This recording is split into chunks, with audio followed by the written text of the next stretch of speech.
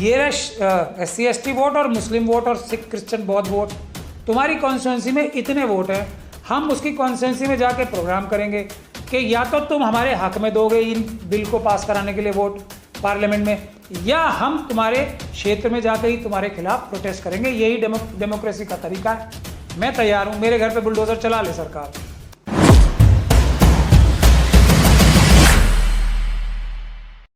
करोड़ों लोगों ने का स्कैन जो करा करके जो कह रहे हैं कि हमने करोड़ों लोगों की ताकत दिखा दी, मुसलमानों की एकजुटता दिखा दी, मुसलमान एकजुट है वक्त को की लड़ाई लड़ने के लिए, और उसको एक झटके में रद्दी की टोकरी में डाल दिया जगदम्बिका पाल ने कि हमें कोई फर्क नहीं पड़ता। ये उसका इंटरव्यू देख लिया आप सब लोगों ने,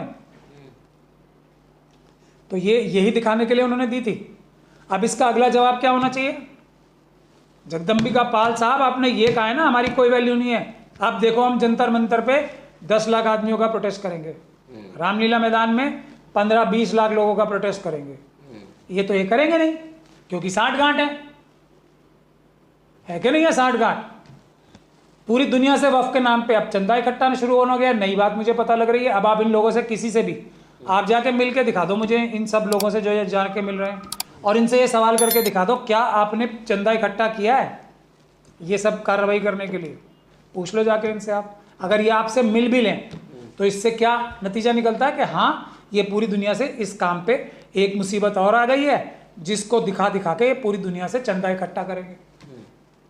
ये है इनका काम, और कोई काम है ही नहीं इनका। तो मतलब आपका कहना ये है कि सरकार जो चाहेगी वो कर लेगी, मतलब इस मीटिंग से कोई फर्क नहीं। अगर ये सारी तंजीमें का बस चले तो ये सरकार जो करना चाहती है ये करवा देंगे। सिर्फ ये कह देंगे जिन जिन वक्फ की प्रॉपर्टीज पे हम लोगों ने कब्जे कर रखे हैं सिर्फ वो छोड़ दीजिए हमारे लिए, वो हम लूटेंगे, बाकी सब आप लूट लें। इनका मकसद ये है और कुछ नहीं। तो अपने हक हुकूक को पाने और बचाने के लिए रास्ता क्या है, फिर क्या करा जाए? मैंने कितनी बार बताया है, पहले वो कानून तैयार हो रहा है जिसे मैं कर रहा हूँ, उसके बाद सब लोग जो इसकी समझ रखते हैं उनसे डिस्कशन होगी, एक फाइनल खाका बनाया जाएगा कि ये मुसलमानों का वक्फ एक्ट है, ये शेड्यूल कास्ट कम्युनिटी का SC/ST एक्ट है, ये सिखों का SGPC का एक्ट है, ये क्रिश्चियंस का अपनी प्रॉपर्टीज़ बचाने का एक्ट है, ये बुद्धिस्ट कम्युनिटी का एक्ट है। उसको सब मिल के फिर बैकलॉग का और रिजर्वेशन का जो मुद्दा है OBC को भी साथ में लेके तब आंदोलन होगा जॉइंट, तब सरकार को बाध्य होना पड़ेगा हमारे सारे कानून पास कराने का पार्लियामेंट से। ये है, फिर हम अप्रोच करेंगे ना हर एक मेंबर ऑफ पार्लियामेंट को कि भाई ये रहे SC/ST वोट और मुस्लिम वोट और सिख क्रिश्चियन बौद्ध वोट। तुम्हारी कॉन्स्टिट्यूंसी में इतने वोट हैं, हम उसकी कॉन्स्टिट्यूंसी में जाके प्रोग्राम करेंगे कि या तो तुम हमारे हक में दोगे इन बिल को पास कराने के लिए वोट पार्लियामेंट में, या हम तुम्हारे क्षेत्र में जाके ही तुम्हारे खिलाफ प्रोटेस्ट करेंगे। यही डेमोक्रेसी का तरीका है। फिर हम देखते हैं कौन सा मेंबर ऑफ पार्लियामेंट हमारे बनाए हुए बिल जो होंगे, जो जनता के बिल होंगे, उनके खिलाफ वोट डालेगा। हम भी देखते हैं। तो अभी तो कोई बोलने को तैयार नहीं है, सारे लोग खामोश। तो मिले हुए हैं तो बोलेंगे कैसे? जो लोग ये बोल रहे हैं कि हम पीसफुल प्रोटेस्ट करेंगे वही ईमानदार लोग हैं, वही शरीफ लोग हैं, बाकी सब मिले हुए लोग हैं। और उन लोगों को ऐसे लोगों को ऐसी बातें, अपने आप को बहुत बड़े इंटेलेक्चुअल्स बता के लोग ऐसी बातें कर रहे हैं जो सरकार के पक्ष की बातें हैं। मैं फैज़ान मुस्तफ़ा साहब का भी एक इंटरव्यू देख रहा था। अब या तो उन्हें समझ नहीं है, ऐसा तो हो नहीं सकता, पढ़े लिखे आदमी हैं और उनके वकील भी बहुत सारे दोस्त हैं, तो ये भी नहीं कहा जा सकता कि उन्हें कोर्ट की तो कोई समझ ही नहीं है, इसलिए बेध्यानी में उन्होंने ऐसी बातें कह दी। उनके इंटरव्यू से ही साफ लग रहा है कि वो सरकार से साठ गांठ करके सारा इंटरव्यू दिया इन्होंने, और किस तरीके से वक्फ का बिल पास हो जाए वो उसके चारों तरफ एक ताना बाना बुन रहे हैं। और वो अपॉइंट कैसे हुए हैं? अभी जो व्यक्ति सरकार के चमचागिरी करके, ये अभी AMU का वाइस चांसलर बनने के लिए इन्होंने पूरी दुनिया जहान एक कर रखा था, किस RSS के लोगों के जाके इन्होंने चरण वंदना नहीं की है, ये बता दीजिए मुझे आप। वो व्यक्ति अब आके वक्फ के बारे में बता रहा है, और वो व्यक्ति को सरकार बुला भी रही है। सरकार बुला किसे रही है? मुझसे ज़्यादा मैं ये कह रहा हूँ, मैं ये बार मुझे ये बात कहनी नहीं चाहिए। ये जितने लोग जाके मिल रहे हैं ना, एक आप इनको इन्वाइट कर लीजिए, मैं अकेला एक तरफ और ये सब एक तरफ। वक्फ के बारे में जानते क्या है सब लोग मिलके, जो मिलके आ रहे हैं वहाँ पे करा दीजिए डिस्कशन अगर आप हो। और मुझे सरकार बुला नहीं रही, ठीक है, क्योंकि वो जानते हैं मुझे बुलाएंगे तो मैं बोलूंगा तुम लोग चोर हो, मैं नहीं जाऊंगा, ठीक। लेकिन इस बात को तो कोई नहीं नकार सकता ना, सबसे ज्यादा देश में वक्फ की प्रॉपर्टीज मैंने आजाद कराई हैं, सबसे ज्यादा वक्फ प्रॉपर्टीज की हिफाजत मैंने की है। ये तो तथ्य है ना, ये तो सच्चाई है, ये तो वाकया है, इससे तो कोई मना नहीं कर सकता। सरकार मुझसे बात करने को तैयार नहीं है, ये एक दीगर बात है कि मुझसे बात करने की जरूरत नहीं है उनकी सरकार की, किसी भी, ना हमारे माइनॉरिटी अफेयर्स मिनिस्टर्स की जरूरत है और ना जगदम्बिका पाल जी की जरूरत है मुझसे बात करें, ये एक अलग बात है। क्यों जरूरत क्यों नहीं है? क्योंकि मैं बेईमान नहीं, वरना जरूरत की ऐसी कोई बात नहीं है। वो रिस्पेक्टेड मेंबर ऑफ पार्लियामेंट हैं, वो ऑनरेबल मिनिस्टर हैं। जरूरत क्यों नहीं है? क्योंकि वो बेईमानी कर रहे हैं इस काम में। उनको पता है, मैं सीधा बोलूंगा, आप बेईमान हो, आप चोर हो, आपको ये काम नहीं करना चाहिए। और मैं किसी चोर से जो चोरी कर रहा हो भारत के संविधान की शपथ लेके, मैं उससे मिलने को तैयार नहीं। तो वो बुलाएंगे किसे? दलालों को। ये है बात।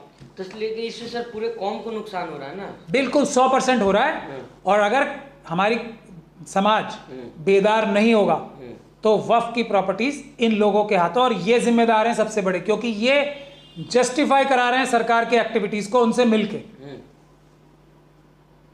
मिलके सरकार की एक्टिविटीज को जस्टिफाई करा रहे हैं, ताकि सरकार को ये बहाना मिल सके। हमने वाइड स्केल डिस्कशन कर ली है, सब लोगों से बात कर ली है, और उसके बाद हम इस नतीजे पे पहुंचे, ये सरकार को बहाना देने के लिए जाके मिल रहे हैं। सर, अभी आपने कहा कि सड़क पर उतरना पड़ेगा, आंदोलन करना पड़ेगा, लेकिन जब ये जनता सड़क पर उतरती है तो डर उसको होता है कि हमारे घर को बुलडोजर से तोड़ दिया जाएगा, गिरफ्तारियां होंगी। तो उसके लिए सुरक्षा कवच बनाना चाहिए ना। पीसफुल प्रोटेस्ट करने से अगर वो ये गैर कानूनी काम करते हैं बुलडोजर रूपी, तो उस पर हम उसके खिलाफ कानूनी कार्रवाई करें, उनको जेल भिजवाएं। वो तो करेंगे नहीं है। और चलिए, ये जो मौलाना है 100-150 और हमारे बड़े बड़े लीडर हैं, मेंबर ऑफ पार्लियामेंट, और जो दूसरे हमारे सोशल रहनुमा हैं बड़े बड़े, जो अभी वक्फ के चैंपियंस बने हुए हैं, ये आए ना, चलिए हम छोड़ दीजिए 10 लाख की जनता का प्रोटेस्ट नहीं कराते, मैं तैयार हूँ, मेरे घर पे बुलडोजर चला ले सरकार, ठीक है। ये लोग भी आए मेरे साथ प्रोटेस्ट करने के लिए, हम 100-200 500 लोग तो करें। जो मेंबर ऑफ पार्लियामेंट के तो सरकारी घर हैं, उस पर कौन सा बुलडोजर चल जाएगा? तो मेंबर ऑफ पार्लियामेंट ही आए ना, 24 के 24 आए, प्रोटेस्ट करें। 25वां मैं हूँ, अगर लाठी गोली चलेगी तो मेरे ऊपर चलेगी, मैं तो प्राइवेट आदमी हूँ, मेरे घर पे भी बुलडोजर चल सकता है। तो इस बात से छुपने के लिए ये बेईमानी के रास्ते बताना और दिखाना बंद कर दें। वो सब लोग वक्फ के प्रति ईमानदार नहीं है जो पीसफुल प्रोटेस्ट करने के लिए सड़क पे नहीं आ रहे। अगर 25 मेंबर ऑफ पार्लियामेंट, राज्यसभा के भी मिला के करीब 40 हो जाते हैं, 40 member of parliament hunger strike पे बैठ जाएं पार्लियामेंट के बाहर, बताइए आप क्या इफेक्ट होगा? अगर ईमानदार हो तो बैठेंगे, नहीं तो बेईमान है तो इसलिए नहीं बैठेंगे, सीधी सी बात। इसीलिए तो कहा जा रहा है कि सर आपस में ही नहीं हो रहा है। आपस में क्यों नहीं हो रहा है? जनता तो ईमानदार है ना। अभी करोड़ों लोगों ने इतना बड़ा खतरा बिना भापे इन लोगों के कहने पे कर दिया ना। ये अपील जनता ने की है ना।